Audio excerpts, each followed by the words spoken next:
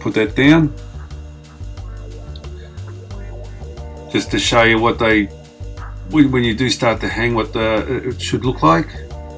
So now across the 230 millimeters off. Now there's the next one, 250 mil external and internal. External left, internal right. So I've just cut an internal right, just as you see there.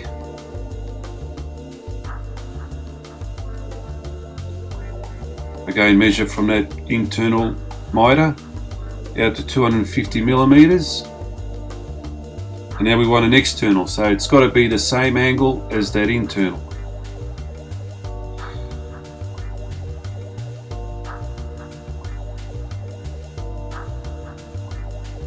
In the miter box, see, that's the internal right that you see there. Push it across on that mark, the 250 millimeter mark,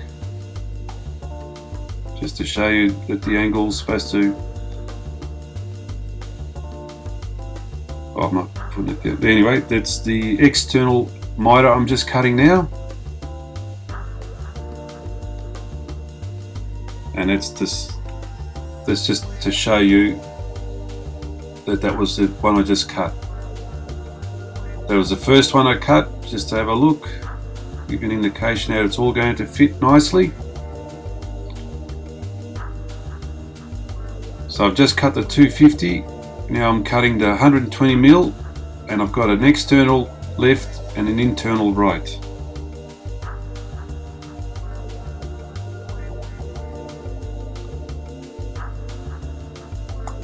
So now I've got an internal right there, and I want to cut an external. So again, I just placed that cornice on the edge of the miter box. I measure out my 120 mil, and I want an external left. So it's the internal right and external left.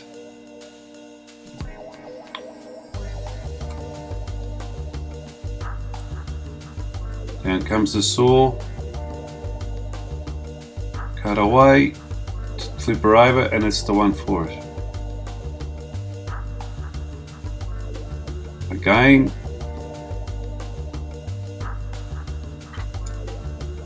mark off the 120, and now I'm left with the last piece, which is 110 millimeters, and it's an external right and internal left.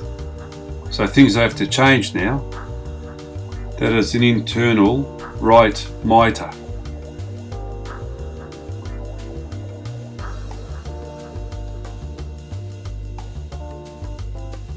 So we need to create an internal left and an external right.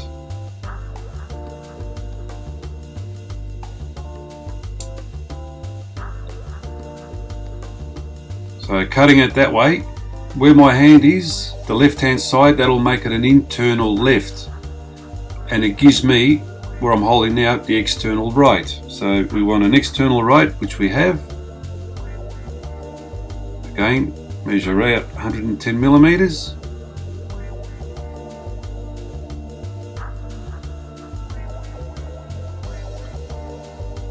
$110 and we want an internal left, so it should be the same angle, just to show you and reminds me as well, so I don't make any mistakes.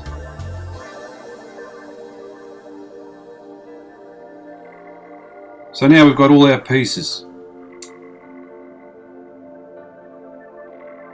I mixed a nice firm amount of plaster, and again I stress, have a look at my how to mix plaster properly video, which will help you and make you understand how to, it's a good tip on how to mix plaster properly. So there's my first piece of cornice, ready to be fixed to the wall. It's pretty much like back blocking. I just cake a little bead across the sides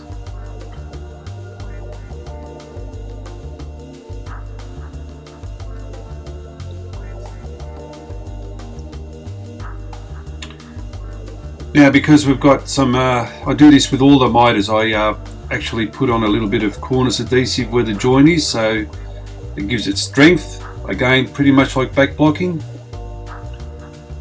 And you can see that the cornice adhesive isn't runny or anything, it's quite firm, doesn't run off the wall.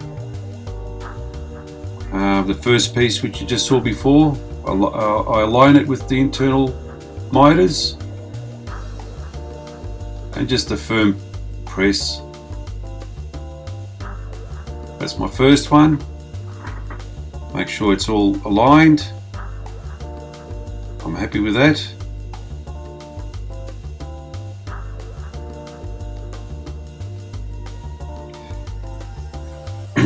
Well, by mixing the plaster the way I show you on my how to mix plaster video, it gives you plenty of time. There's no panic.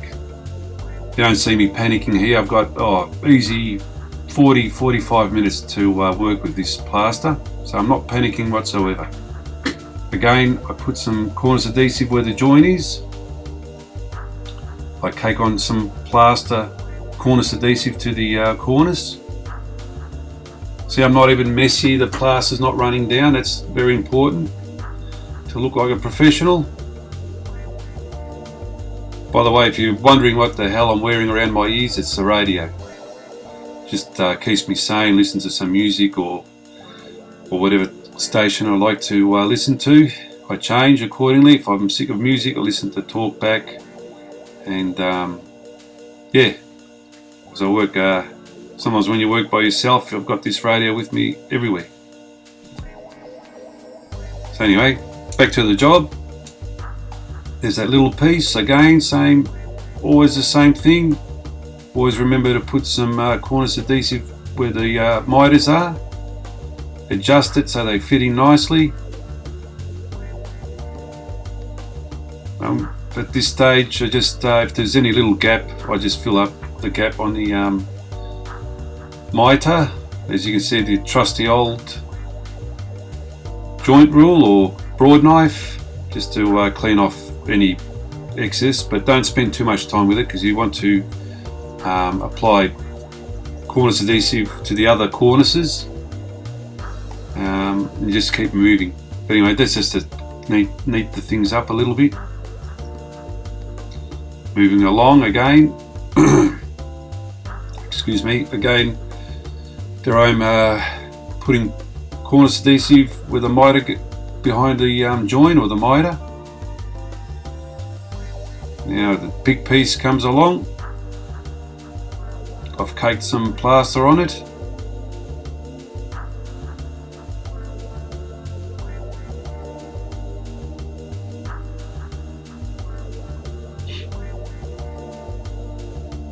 Again, a bit of a bad hairdo day. I don't know what's happened there.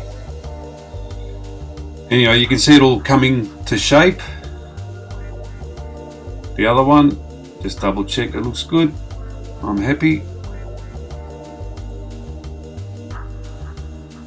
And again, some cornice adhesive where the miters are to give it extra strength.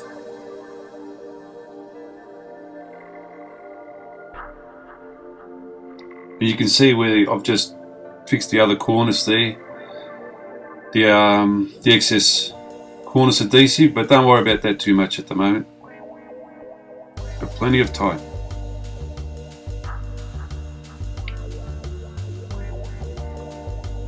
There's the other little piece coming round again.